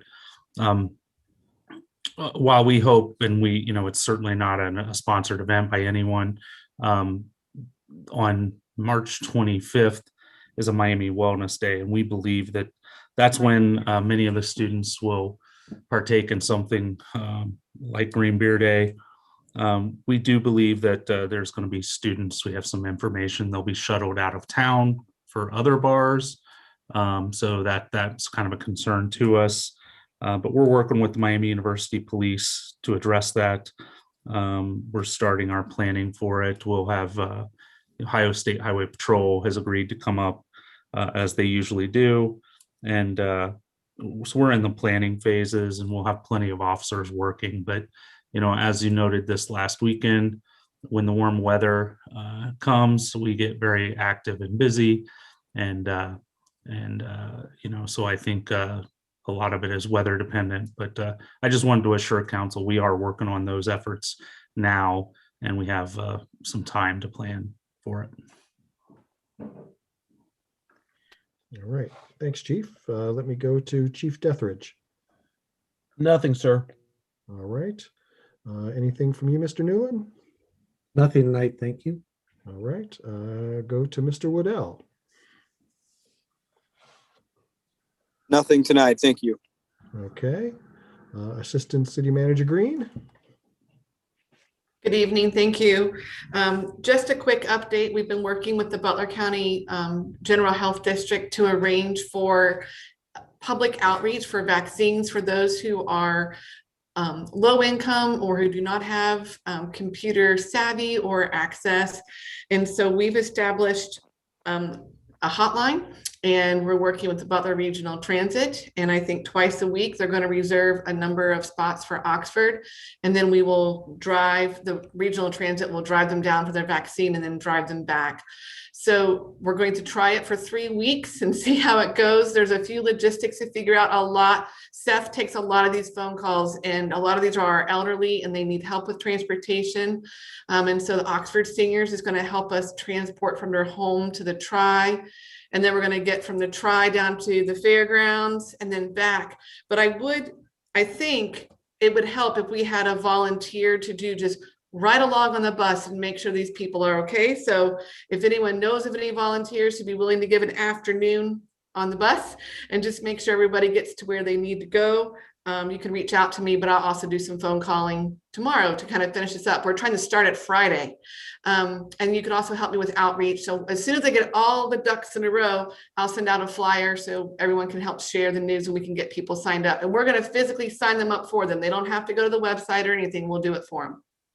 And just also quickly, I'll be bringing news about the Wi-Fi project soon, but we are going to need to think about a new location. So the site study of the Mighty Mobile Home Community and the property owners have just kind of decided that it's not going to work for their property.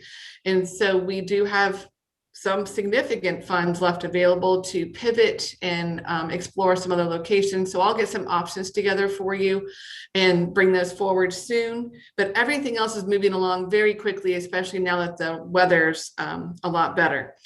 And those are my updates for this evening. Thank you. Mr. Perry, anything you'd like to add tonight? No, thank you, sir. All right. Ms. Eaton, any comments? Nothing tonight, thank you. All right, we will go to our law director, Mr. Kennard. Nothing tonight, thank you. All right. We'll start with counselors. Mr. Ellerby. Yeah, I'd just like to add a personal opinion regarding the project that abuts Kerr Road. I would like to see that sidewalk on Kerr. I see plenty of people out there that walk, and it's a struggle whether or not you want to walk in between the road and the grass there. And, you know, there's a lot of people that could use that sidewalk. So I would love to see it. Outside of that, I don't have anything further. All right. Vice Mayor Snavely. Nothing tonight, thanks. Okay, we'll go to Councilor Southern. Yes, I do want to comment that the Butler County Board of Health's drive-through, you know, their vaccination program is very easy to do. It's all drive-through, and lots of people have used it. Lots of people from Oxford, and it takes hardly any time at all because it's all drive-through. It's very safe. So I think everybody should be reassured that they're doing a really great job in making sure that the vaccination program is safe and easy to do.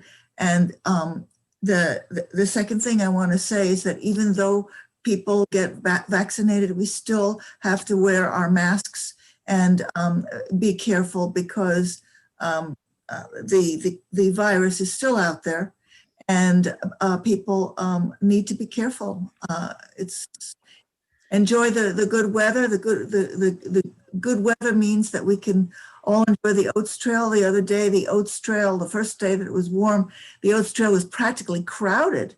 There was practically a traffic jam, not quite, but there were so many people, and there was hardly any parking at the Peffer Park lot. And I want to say how everybody is so pleased with the Oats Trail and how wonderful it is. So it's a great addition to our community. And I think it will continue to be enjoyed all summer long and all year long. Thank you. All right. Councilor Bracken. Yes, I wanted also to tell everybody to stay vigilant.